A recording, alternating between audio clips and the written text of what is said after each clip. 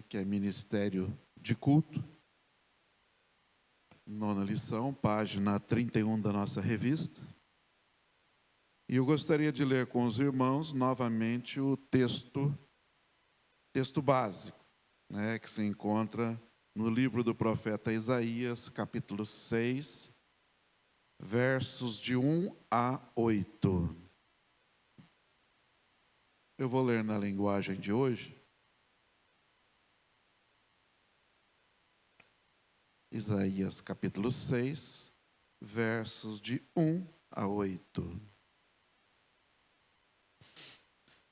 No ano em que o rei Uzias morreu, eu vi o Senhor sentado num trono alto e elevado. O seu manto se estendia pelo templo inteiro, e em volta dele estavam serafins. E cada um deles tinha 6 asas. Com 2 eles cobriam o rosto, com 2 cobriam o corpo, e com as outras 2 voavam. E eles diziam em voz alta uns para os outros: Santo, Santo, Santo é o Senhor Todo-Poderoso, a sua presença gloriosa enche o mundo inteiro. E o barulho das vozes dos serafins fez tremer os alicerces do templo, que foi ficando cheio de fumaça. Então eu disse: ai de mim, estou perdido, pois os meus lábios são impuros, e eu moro no meio de um povo que também tem lábios impuros. E com meus próprios olhos vi o Rei, o Senhor Todo-Poderoso. Aí um dos serafins voou para mim, segurando com uma tenaz uma brasa que havia tirado do altar. E ele tocou a minha boca com a brasa e disse: agora que esta brasa tocou os seus lábios, as suas culpas estão tiradas e os seus pecados estão perdoados. Em seguida ouvi o Senhor dizer: quem é que vou enviar? Quem será o nosso mensageiro? E então respondi: aqui estou eu, envia-me a mim. Esta é a palavra de Deus no livro do profeta Isaías. Este é o chamado de Isaías para ser profeta, que veio através de uma visão, né? Através de uma visão. Liturgia, né? Uma palavra que para muitos está, né, no passado e que não fazem muito uso desta palavra, né? Por isso, muitas igrejas hoje estão vivendo uma Babel teológica, né? Seus líderes estão confusos, e o reflexo disso é a maneira de como muitos cultos são celebrados de domingo após domingo. E em nome da multidão, abre-se mão das verdades essenciais que estão na palavra de Deus, né? E aí surge então um discurso pragmático, né? E o que importa não é a palavra, mas é o resultado. Igrejas que vivem de resultados. Esta é uma triste constatação que tem assolado, inclusive até arraiais com fundamentos reformados. Igrejas com fundamento reformado que deixou de lado, né, ao Senhor para muitas vezes alcançar seus próprios objetivos. Seus próprios objetivos. E nós vimos domingo passado, então, que culto é liturgia, né? Liturgia é uma palavra que significa serviço do povo, né? Ou serviço religioso oferecido a Deus, né? E o presbítero Ideraldo disse, né, como está aqui no texto: liturgia é adoração. E o texto que fala sobre isso está lá no livro de Atos, quando Lucas escreve: certa vez, quando eles estavam adorando o Senhor e jejuando, o Espírito Santo disse: separem para mim Barnabé e Saulo a fim de fazer o trabalho para o qual os tenho chamado. Liturgia é chamado, liturgia é amor. Vamos ver isso daqui a pouquinho.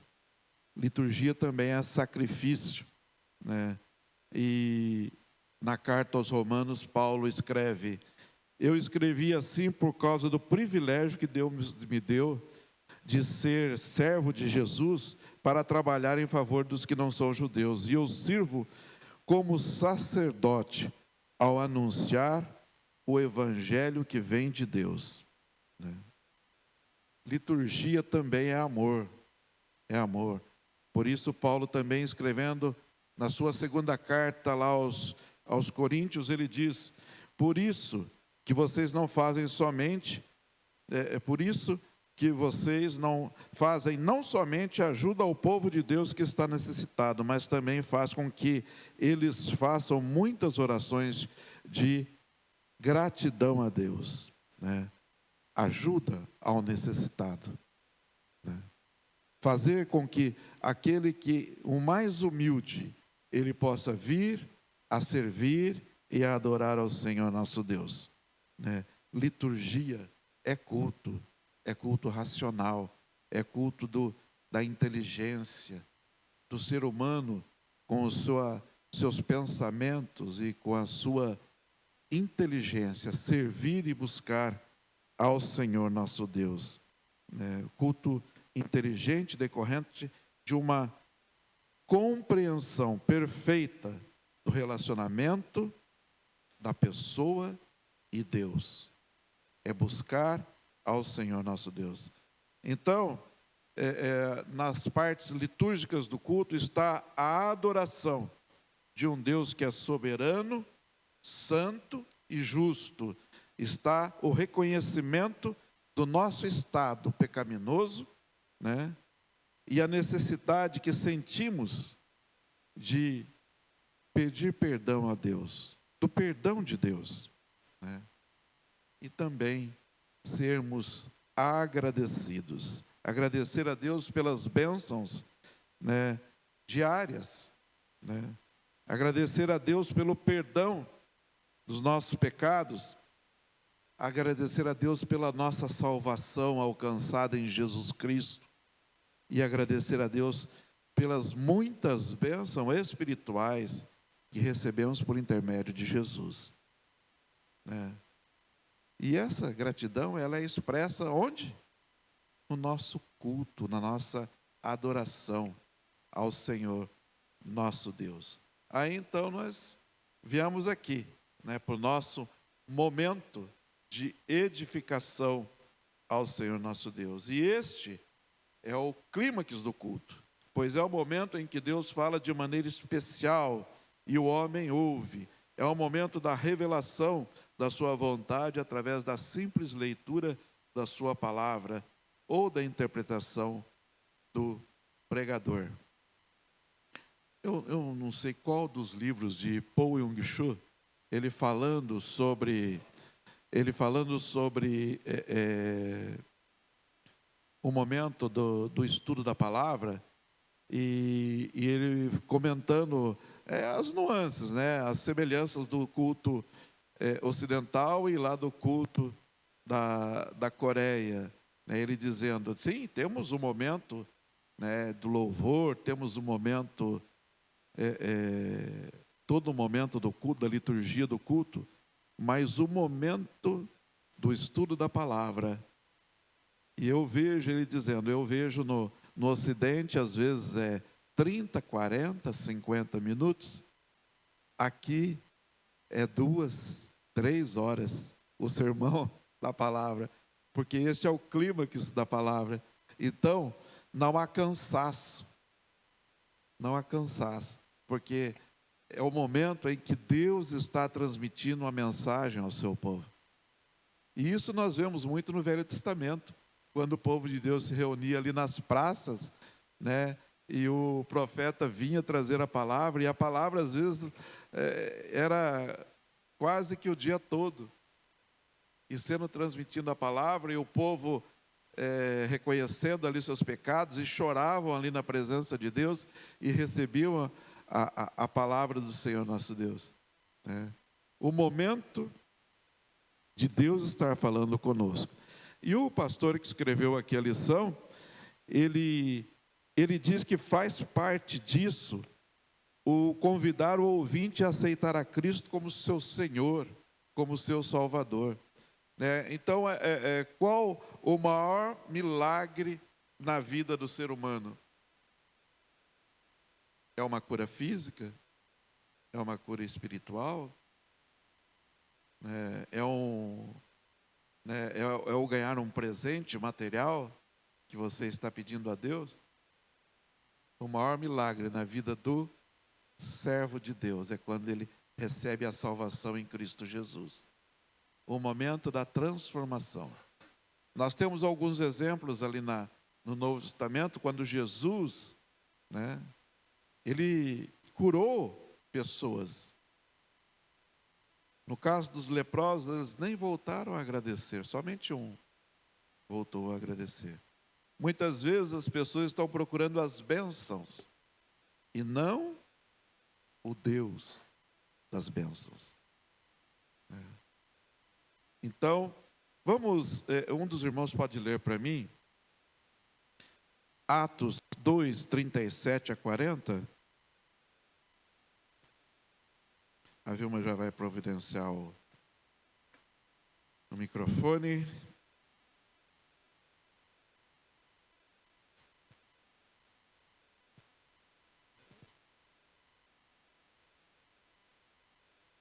Atos 2, 37 a 40. Pois não, Johnny.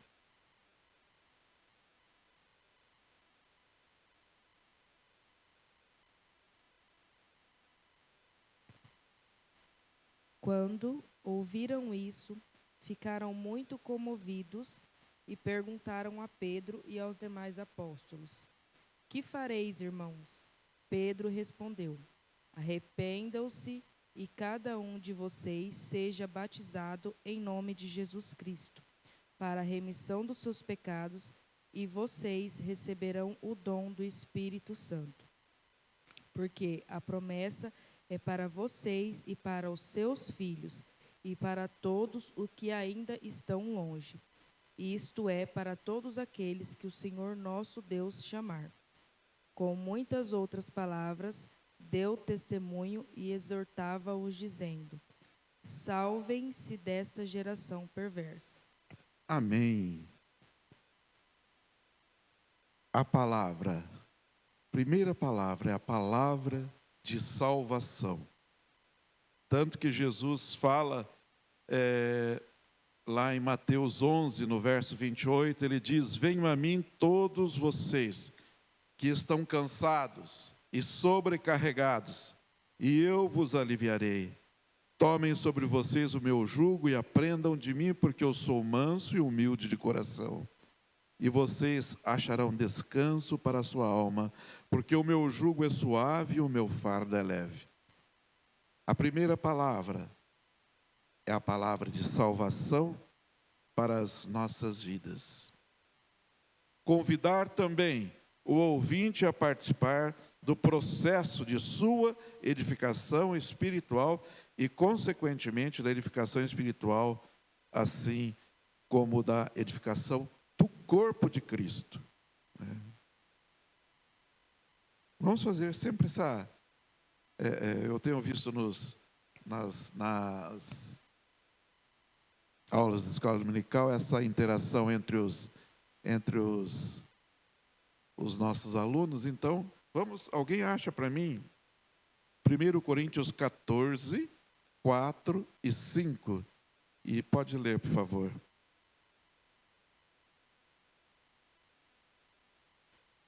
Nós somos convidados a participar do nosso processo de edificação espiritual. Amém. Quem achou pode ler.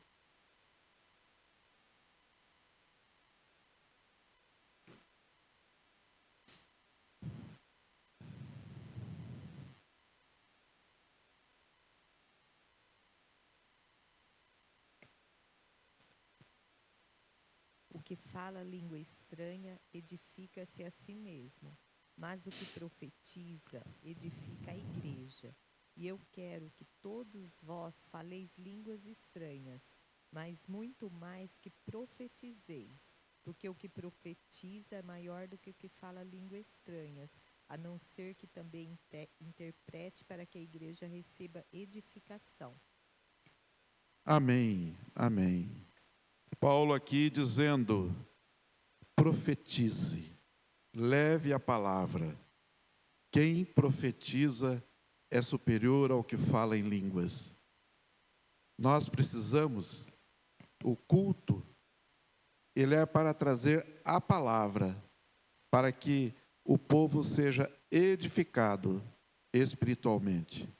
A palavra é alimento, a palavra é aquilo que vai levar o povo ao conhecimento e à vivência da palavra de Deus. Por isso, a importância do sermão, né? A importância do sermão da palavra de Deus. Então, lembrar do lugar central que o sermão ocupa no culto. A centralidade do sermão no culto, ela ajuda a resgatar a prioridade da palavra de Deus, das Escrituras em nossos dias. Então, a centralidade da exposição dessa palavra, ela visa atingir o que é a parte principal do culto, que é o quê? Exaltar e glorificar a Deus, suprir as necessidades de cada um que está buscando na palavra, né? E diante desse tudo dá-se a importância da pregação do culto, né? Do culto reformado, né? A pregação autêntica, a pregação bíblica, a pregação doutrinária e prática. E isto é, ela está relacionada com a vida, né? Então, tendo em vista que a pregação é o principal momento do culto, haja visto que esse é o instante em que Deus está falando, né, através da sua palavra. Por isso, deve-se reservar um tempo maior na dinâmica do culto para que o pregador tenha tempo de fazer a devida exposição da Escritura, né? Por isso, às vezes há muitas participações no culto, e a liturgia ela vai fazendo com que a pregação da palavra passou, agora eu vou ter que diminuir 5 minutos. Aí a coisa estende, não, agora eu vou ter que perder mais 10 minutos na exposição da palavra. Isso é perigoso, né? Porque a exposição da palavra ela tem que ter o seu tempo, porque é o tempo de ensino, é o tempo de Deus estar falando com o seu povo, né? Por isso é preciso conscientizar a congregação quanto à grandeza do momento da exposição da palavra de Deus, para que o Espírito Santo tenha essa liberdade de falar ao povo e o povo receba esta palavra, né? Esta palavra. Vamos lá.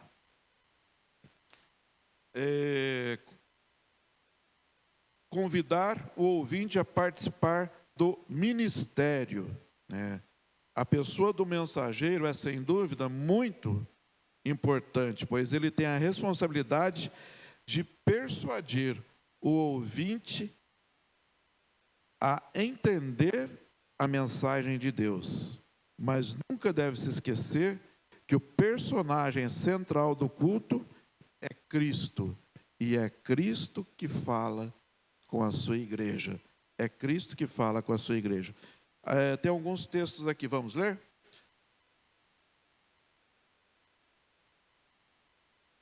Alguém acha Mateus 28, versículo 18 a 20. Mateus 28, de 18 a 20.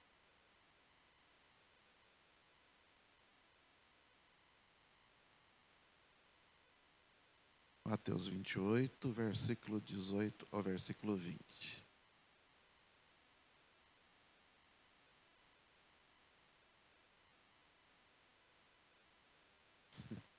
Jesus, aproximando-se, falou-lhes, dizendo: toda autoridade me foi dada no céu e na terra.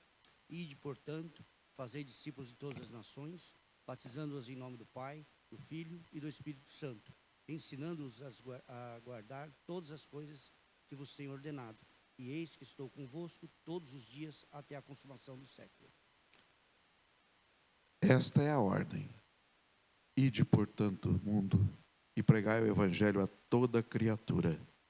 Vão e façam discípulos de todas as nações, batizando-os em nome do Pai, do Filho e do Espírito Santo, ensinando-os a guardar todas as coisas que tenho ordenado a vocês.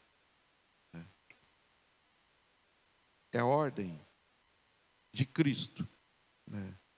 Não somente ele leva a salvação, ele é edificado espiritualmente, mas ele é chamado a ir, a pregar o evangelho.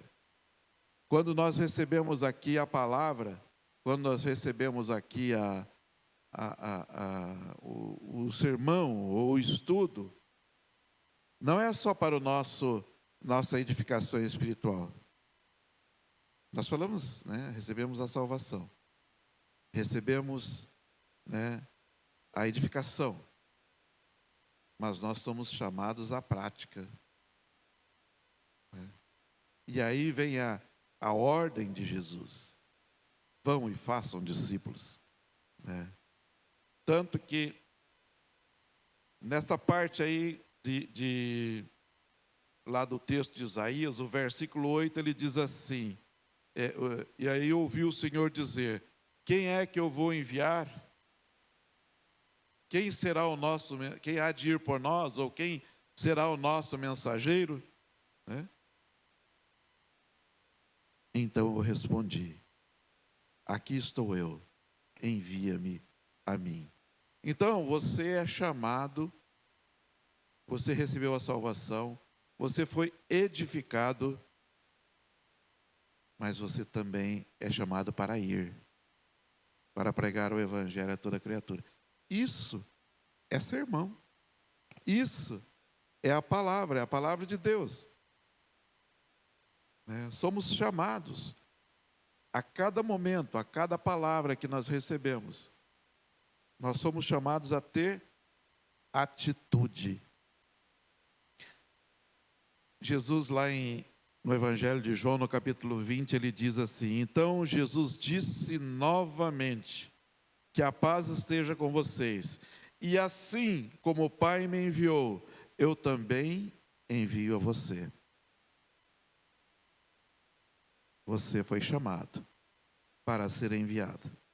E lá, Lucas, escrevendo no livro de Atos, no capítulo 13, ele diz: Barnabé e Saulo, tendo sido enviados pelo Espírito Santo, foram até a cidade de Seleucia e dali embarcaram para a ilha de Chipre. Eles foram enviados. Assim também a palavra de Deus é aquela palavra de envio, né? Nós somos chamados diariamente para estarmos servindo ao Senhor. Momento de dedicação. Esta é a parte do culto.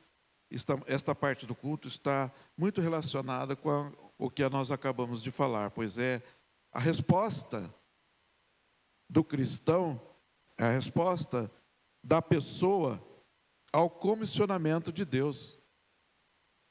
Nós lemos aqui no começo que fomos comissionados, é a hora do comissionamento de Deus ao indivíduo, né, ou à comunidade. E este é o momento da resposta, né? O momento da dedicação é o momento da resposta que o ser humano dá ao comissionamento, ao chamado de Deus, né? Deus te chamou, Deus te selecionou, né?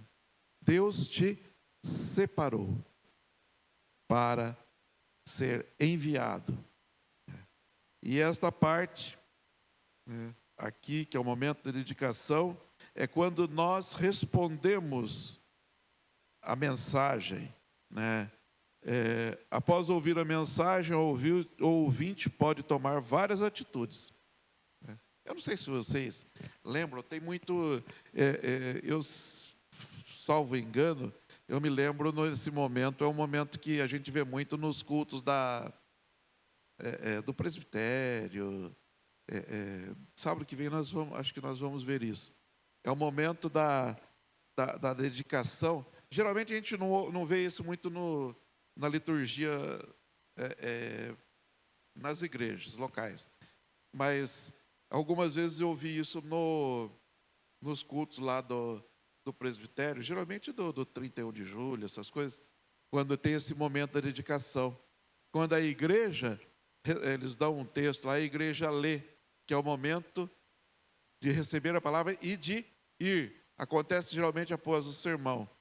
E aqui diz assim: após ouvir a mensagem, o ouvinte pode tomar várias atitudes. Dizer não, dizer depois, pode ficar indiferente, ou pode aceitar a Cristo como seu Salvador, consagrar-se ao serviço de Deus para uma vida de mais piedade cristã, para dedicar os seus bens, o seu tempo e os seus dons ao Senhor, e para participar do ministério da igreja e da obra missionária do Senhor.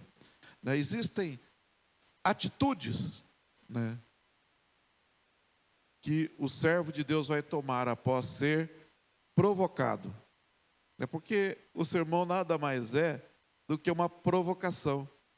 Nós somos provocados, a ter o recebimento da palavra, a aceitação de Cristo nas nossas vidas, a sermos edificados espiritualmente, mas também de obedecer à vontade do Senhor e fazer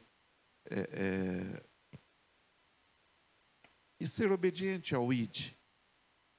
Mas então vou ter que deixar minha casa? Não, calma.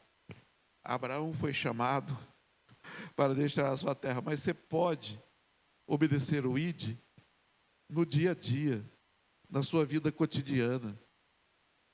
E esse é o nosso chamado. E muitas vezes o que acontece não é para mim, não. Vamos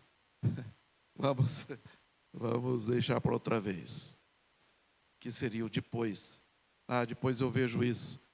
Quando eu me aposento, e aí se aposenta, aí se aposenta, aí você fala,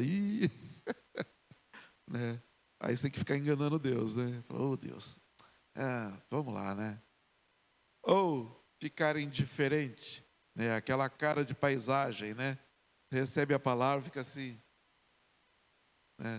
Aí quem falou fica pensando, o que será que está passando na cabeça dele, O que será que está passando na cabeça desse ser, E a gente fica pedindo, Espírito de Deus, fala aí, dá uma martelada, mas abre essa mente, fala esse coração. E é o momento de Deus, é o momento de Deus. Ou, em último aqui, o pastor colocou, aceitar a Cristo como seu Salvador, consagrar-se ao serviço de Deus para uma vida de mais piedade, dedicar os seus bens, o seu tempo, os seus dons ao Senhor. E somos chamados para participar do ministério da igreja e da obra missionária. E a última parte do culto, nós vamos ver aqui, que deve ser rápida e impressionante, a fim de deixar no ouvinte o sabor de todo o processo do culto e no seu coração despertar aquele desejo de maior comunhão com o Senhor. Você já viu o culto quando ele passa muito rápido e você fica com vontade de quero mais? Às vezes eu via isso quando a gente ia em alguma igreja pentecostal, que o pessoal falava assim, deixa o Espírito falar. E o culto não acabava. Dava 10, dava 11. Aí a gente falava, oh Deus, eu acho que eu já ouvi. E o culto não acabava. Mas esse momento aqui é o momento, né, de que realmente a gente, quando o pregador, esta é a parte de que, né, ele vai, a conclusão do culto é assim o desfecho final, para que o ouvinte que foi impregnado e impressionado, né, com as realidades da vida espiritual, ele vem ali através de um apelo, através de um hino, de uma oração, né? Depois disso, a bênção e o amém. Mas é o momento realmente do fechamento ali da pregação da palavra e da pessoa ser a última provocação, quem sabe um apelo, um hino que fale ao seu coração de uma forma poderosa e que venha fechar, né, aquele momento tão gostoso na presença de Deus, e a bênção, né, que sempre é uma bênção, né? A bênção que sempre fala ao nosso coração, e até o amém é gostoso, né? Eu ouvi aqui o presbítero Pércio fazendo oração, ele fez um amém tríplice aqui no final. Eu falei, nossa, que gostoso, né? Dá uma saudade daqueles améns tríplices, né, da igreja, e é tão gostoso que às vezes a gente até arrepiava de ver assim aquela adoração ao Senhor, né? A adoração ao nome do Senhor. Mas falando assim de liturgia, né? Liturgia. Eu estava vendo um pastor falando essa semana que eu fico curioso quando tem essas coisas, porque eu falei, Senhor, e se o tempo não acaba e o meu estudo acaba, né? Então eu fico sempre procurando enriquecer o estudo. E vendo o pastor falar, essa semana ele estava falando assim, ele falou, na igreja lá chegou uma visita, aí ele ficou observando que adolescentes participaram ali da liturgia, né? Uns irmãozinhos bem simples participaram da liturgia, outros irmãos mais, né, que ele percebeu que assim mais, né, com mais recursos, participaram da liturgia, e no final ele perguntou, ele falou assim, o pastor não estava? E ele falou assim, não, ele não estava, mas aqui a gente faz assim, mesmo com a presença do pastor, a liturgia é feita todos os domingos assim. Ele falou assim, porque eu achei assim uma forma tão gostosa, né, das pessoas estarem participando ali da liturgia e da sua forma simples ou mais rebuscada, estar adorando o nome do Senhor. Então, a liturgia ela é feita por aqueles que estão também ali participando do culto, adorando ao Senhor, né? E isso é um jeito de mostrar que todos nós estamos, através da nossa participação, ou assentados, ou indo à frente, adorando e fazendo um serviço de culto ao nosso Deus, né? E na parte 2 aqui do texto, para terminar, o pastor coloca a participação da igreja, né, em que o culto ele é prestado pela comunidade com a participação de cada indivíduo através de cânticos, leituras e orações que estão presentes, né? O louvor, a confissão, a ação de graças, a consagração e dedicação da vida, dos dons, do tempo e dos bens ao Senhor com fidelidade. A unidade, em virtude da unidade do propósito do culto, que é a glorificação do Senhor, todas as partes dele devem ser coerentes com esse propósito, a fim de que a comunidade possa atingir esse objetivo e possa ter resultados positivos, né? Unidade, somos um em Cristo Jesus. A continuidade, as partes do culto não são compartimentos estanques ou separados ou únicos, mas cada parte do culto é uma sequência de experiências que dá equilíbrio as emoções de um modo racional, conduzindo a comunidade a alcançar o objetivo, né, que é a glorificação do nome do Senhor nosso Deus, né? A glorificação do nome do Senhor nosso Deus. Tanto que esse texto escolhido como texto básico, ele é muito útil, justamente porque ele mostra, né? Ele vai nos mostrando ali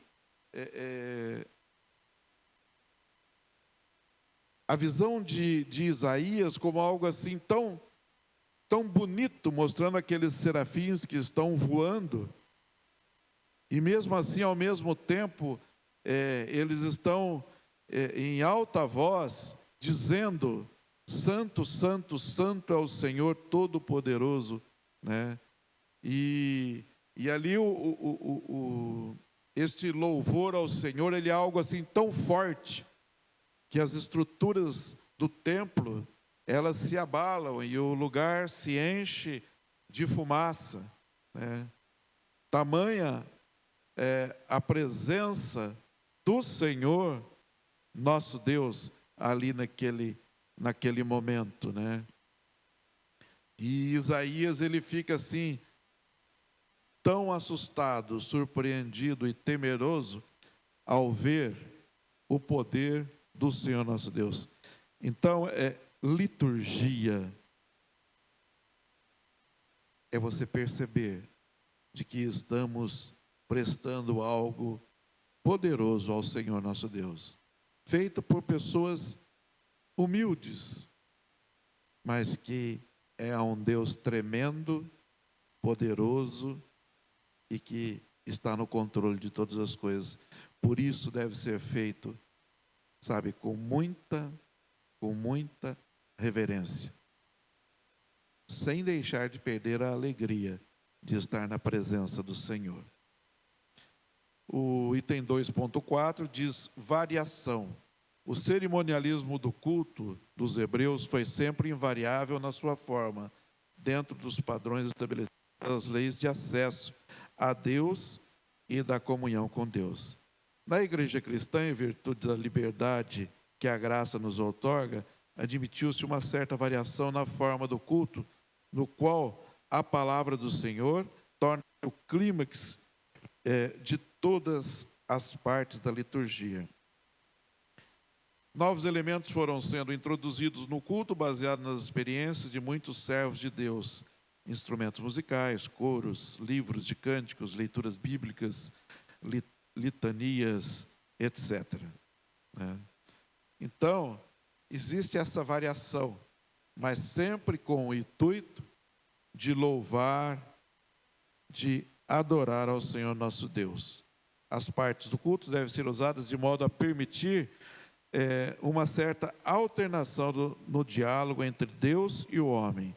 Deus fala, o homem responde, o homem fala e Deus responde. Deve haver equilíbrio, bom senso, né, na distribuição das coisas que formam a liturgia, a fim de que a igreja possa ter todas as experiências necessárias a uma perfeita comunhão com Deus, né? E nessas experiências, terminando aqui, nas experiências de pessoas que se encontram com Deus, segundo o registro bíblico, existem algumas coisas em comum. Primeiro, a consciência da presença de Deus, um Deus santo, soberano, despertando o temor e o louvor do Senhor nosso Deus. O temor e o louvor do Senhor nosso Deus, né? A presença do ser humano, do homem, a presença do homem conhecedor de sua condição de pecador, indigno da presença de Deus e necessitado do seu perdão. Então, começamos aqui com a consciência da presença do Senhor no culto. É o momento que nós invocamos o nome do Senhor. Não porque Ele precisa ser invocado, mas reconhecendo e adorando ao Senhor como um Deus onisciente e presente. Ele está aqui. Você não precisa chamá-lo, mas Ele está aqui, porque Ele está presente no nosso meio. E o texto que fala da presença do homem, é o homem como Isaías, né? Por isso o texto aqui, vou ler novamente esse texto, porque ele diz assim: o seu manto se estendia pelo templo inteiro, e em volta dele estavam serafins, e cada um deles tinha 6 asas, com 2 eles cobriam o rosto, com 2 cobriam o corpo, e com as outras 2 voavam. E eles diziam em voz alta uns para os outros: Santo, Santo é o Senhor Todo-Poderoso, sua presença gloriosa enche o mundo inteiro. Isto é a presença do Senhor no culto. Esta é a presença de Deus no meio do seu povo. E como Isaías aqui, ele vê e ele sente a presença do Senhor, o barulho das vozes dos serafins que fazem tremer ali os alicerces do templo. O povo de Deus, reconhecendo a presença de Deus nesse lugar, na liturgia, ele reconhece que ele precisa desse Deus. Isaías diz: ai de mim, eu estou perdido, pois meus lábios são impuros. Esse é o momento da contrição, quando nós reconhecemos que na presença de Deus nós somos pecadores, que na presença de Deus nós temos Senhor, eu preciso que o Senhor me perdoe para que eu possa entrar aqui no Santo dos Santos, entrar aqui na tua casa, né? Mas eu não sou digno. E o que acontece?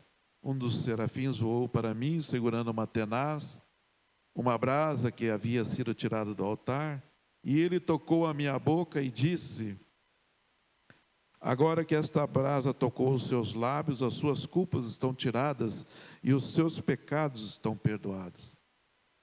É o momento em que nós, contritos, nós nos colocamos na presença de Deus e pedimos o perdão, a restauração, né?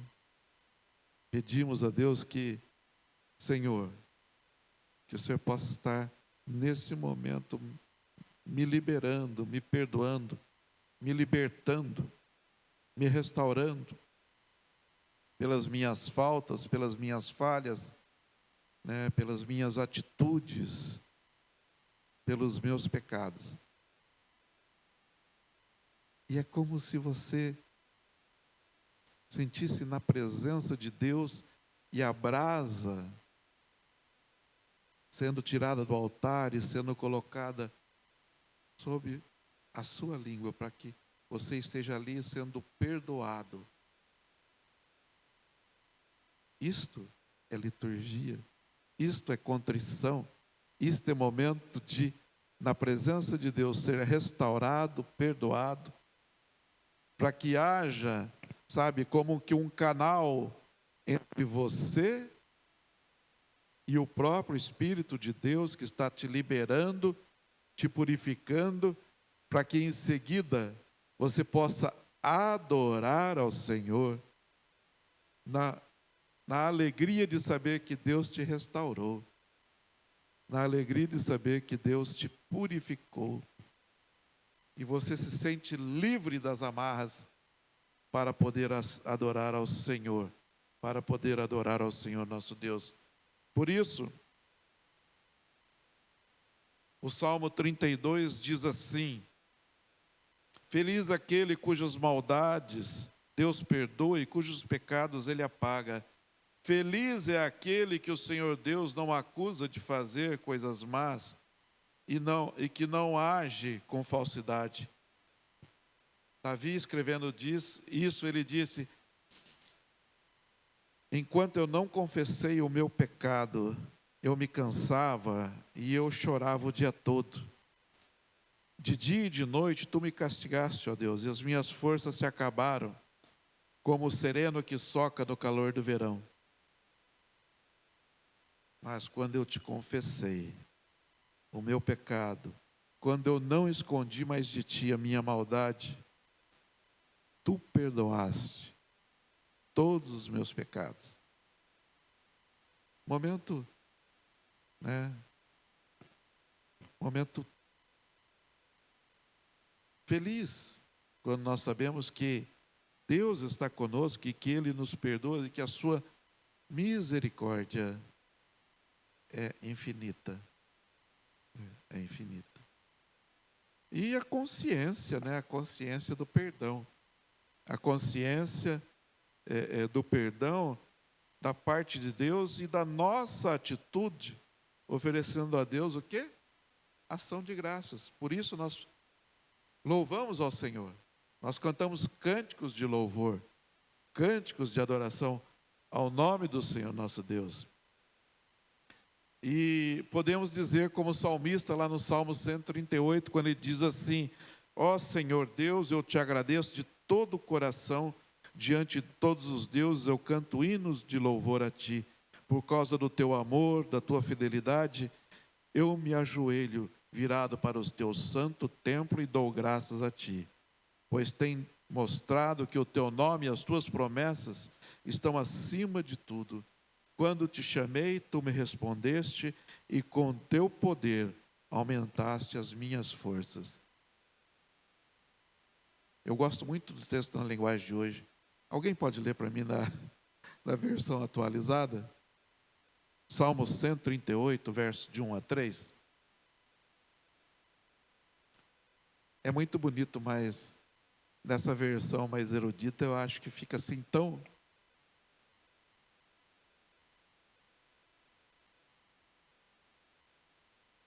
Quem achou pode ler. Salmo 138, verso de 1 a 3. Eu te louvarei, Senhor, de todo o coração. Diante dos deuses cantarei louvores a ti. Voltado para o teu santo templo, eu me prostrarei e renderei graças ao teu nome, por causa do teu amor e da tua fidelidade, pois exaltaste acima de todas as coisas o teu nome e a tua palavra. Quando clamei, tu me respondeste, deste-me força e coragem. Amém. Lembrou quando a primeira vez que eu entrei na primeira igreja de Londrina, o pastor Messias, ele gostava de declamar os salmos. Quando o pastor falou ali, eu me lembrei da voz grossa do pastor Messias, Anacleto Rosa, que estava declamando o Salmo 139. E eu fui entrando na igreja, e aquele homem falando o Salmo 139, e eu sei como eu entrei, mas eu não sei como eu sentei no banco, porque eu já tinha subido, tinha sentido assim, falei, Jesus, o que é isso?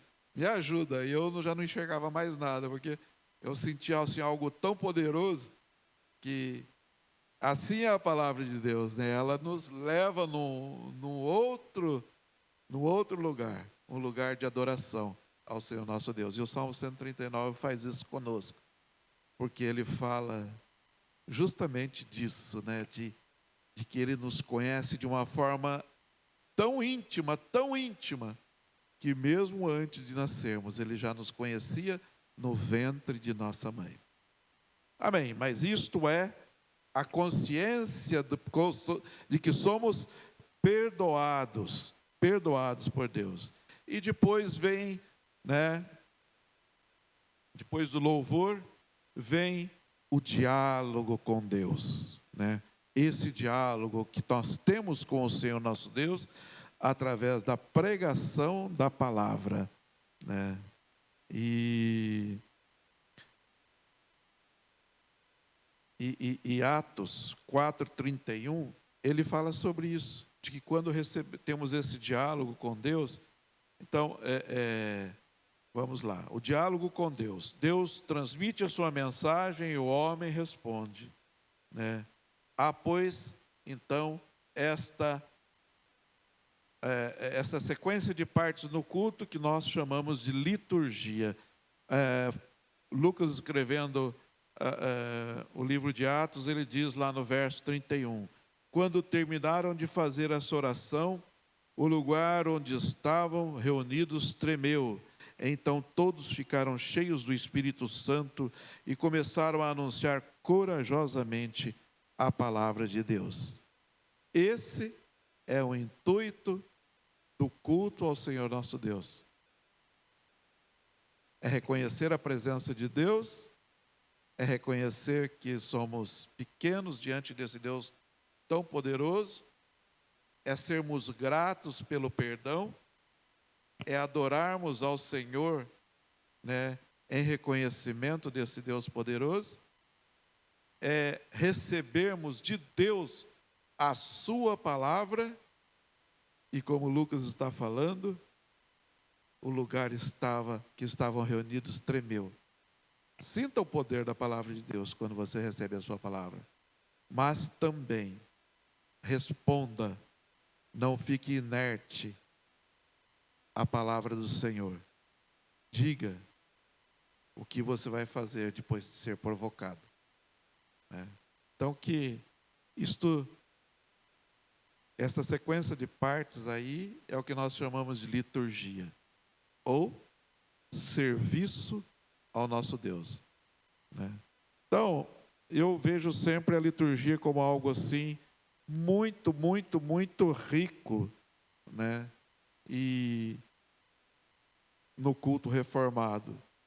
E às vezes as pessoas podem até ficar assim, alguns podem ficar até alheios a isso, mas é algo que está tão impregnado nos nossos corações, de fazermos as coisas para o Senhor com responsabilidade, com inteligência, que é o culto racional, que eu acho que a liturgia é algo assim muito, muito, muito poderoso nas nossas vidas, porque é um processo em que sentimos a presença, reconhecemos nossas falhas, recebemos também o nosso perdão e temos a certeza de que somos perdoados, por isso podemos adorar,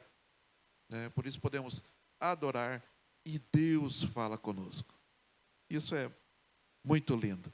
Então que Deus possa, através desses domingos que falamos sobre liturgia, Deus possa te abençoar e você possa reconhecer que Deus está conosco em todos os momentos e que Ele fala conosco, quando nós buscamos a Ele.